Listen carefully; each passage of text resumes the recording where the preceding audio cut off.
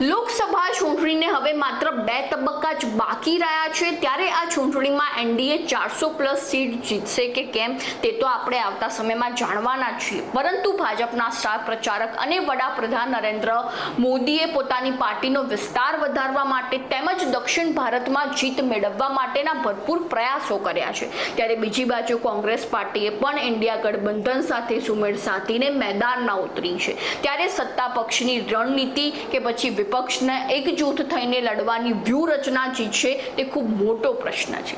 નમસ્કાર ગુજરાત જો ટીવીની સાથે હું છું મેક્ષો ઠક્કર. લોકસભા ચૂંટણી 2024માં સૌથી વધુ ભાજપને 303 સીટો મળી હતી. તેની સામે કોંગ્રેસે 52 સીટો ઉપર વિજય મેળવ્યો હતો. આ ઉપરાંત તૃણમૂલ કોંગ્રેસના 22, બસપાના 10, એનસીપીના 5 અને સીપીઆઈના 2 જ સાંસદો ચૂંટાયા હતા. તો ચાલો જાણીએ 2019ની લોકસભા ચૂંટણીના પ્રદેશવાર પરિણામો કેવા રહ્યા. તો હવે વાત કરીએ ઉત્તર ભારતના ચૂંટણી પરિણામોની. તો આ વિસ્તારમાં ભાજપનો વિજય થયો હતો અને આ પ્રદેશમાં લોકસભાની કુલ 205 બેઠકો આવે છે. આ બેઠકો જમ્મુ અને કાશ્મીર, લદ્દાખ, હિમાચલ પ્રદેશ, પંજાબ, હરિયાણા, ચંડીગઢ, દિલ્હી, રાજસ્થાન, ઉત્તરાખંડ, ઉત્તર પ્રદેશ, બિહાર, ઝારખંડ સહિત કુલ 12 રાજ્યો અને કેન્દ્ર શાસિત પ્રદેશોની છે.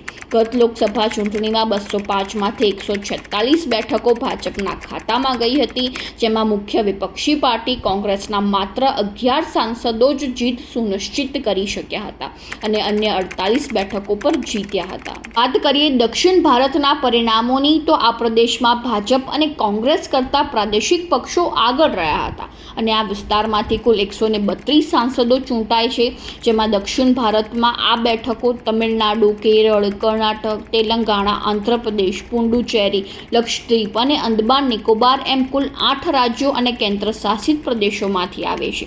જેમાં 2019ની લોકસભા ચૂંટણીમાં 132માંથી કોંગ્રેસ અને ભાજપે 29 બેઠકો જીતી હતી અને આ પક્ષો કરતાં ઘણા આગળ પ્રાદેશિક પક્ષોના 74 સાંસદો લોકસભામાં ચૂંટાયા હતા.